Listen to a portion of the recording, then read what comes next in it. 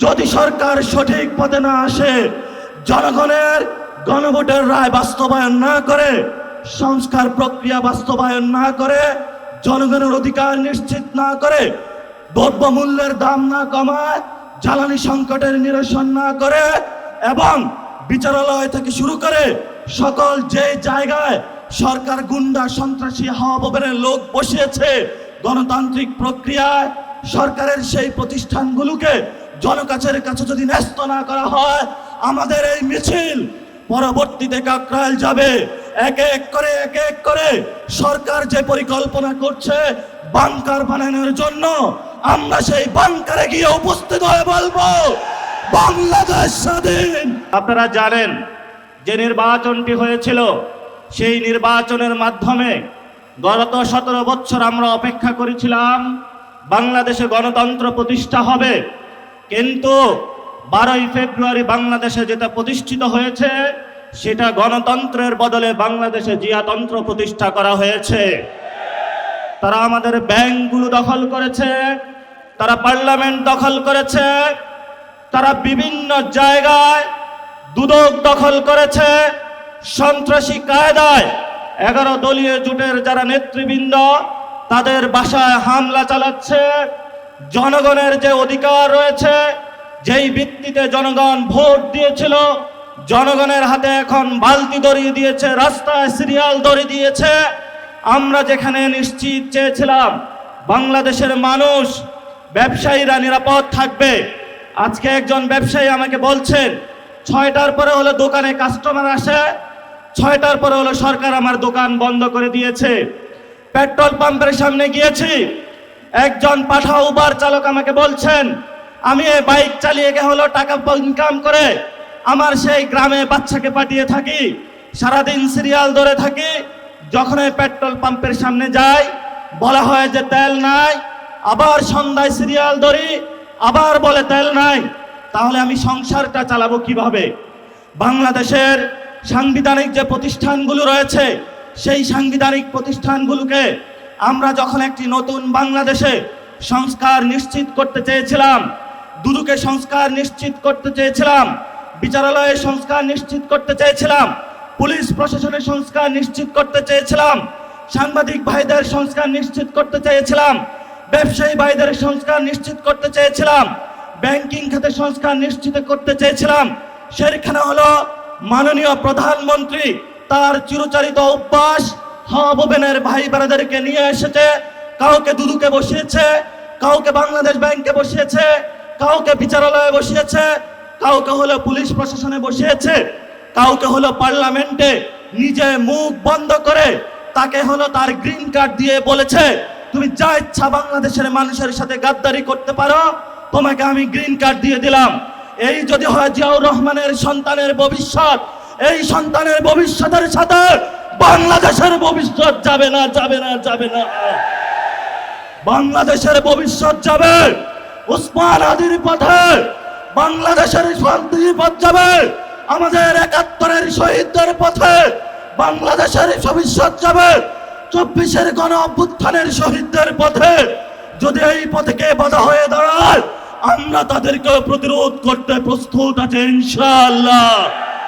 আমরা সেই দিন শাহবাগে দাঁড়িয়েছিলাম, সরকারকে আলটিমেট দিয়েছিলাম আমরা কালকে কাউরান বাজার যাচ্ছি, এর পরের দিন ফার্মগেট যাচ্ছি, এর পরের দিন গণভবন যাচ্ছি। সরকার কর্ণপাত করে নাই। আজকে আমরা পল্টন মোড়ে দাঁড়িয়েছি। আপনাদের জানাশোনা থাকার কথা, ইলেকশনের পরে আমাদের 11 দলীয় জোটের প্রথম প্রোগ্রাম বাইতুল মোকাররমে হয়েছিল। আজকে আমরা আরেকটু এগিয়ে সেখানে প্রোগ্রাম করেছি।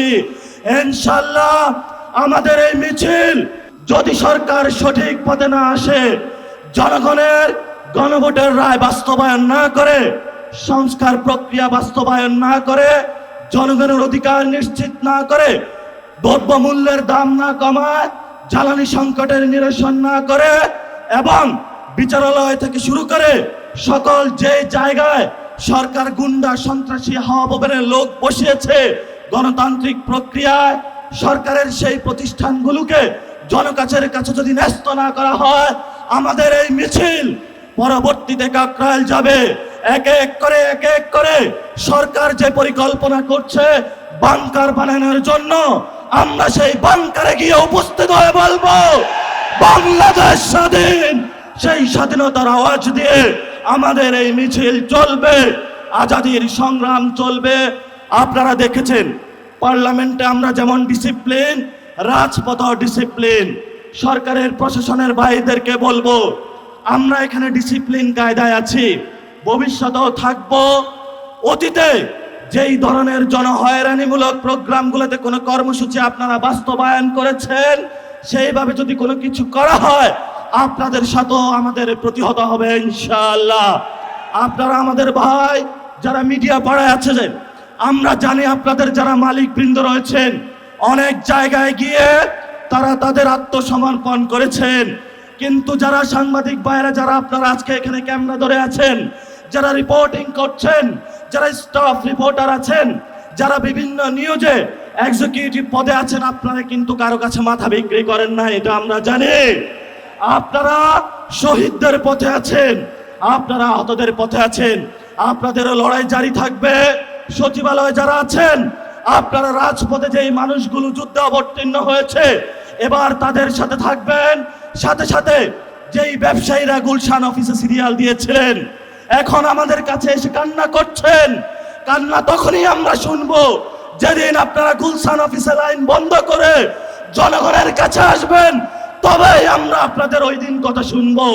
তারেক রহমানের কাছে আপনারা বর্গা দিয়েছেন, সকল প্রোডাক্ট কিন্তু তারেক রহমান কিনতে পারবে না।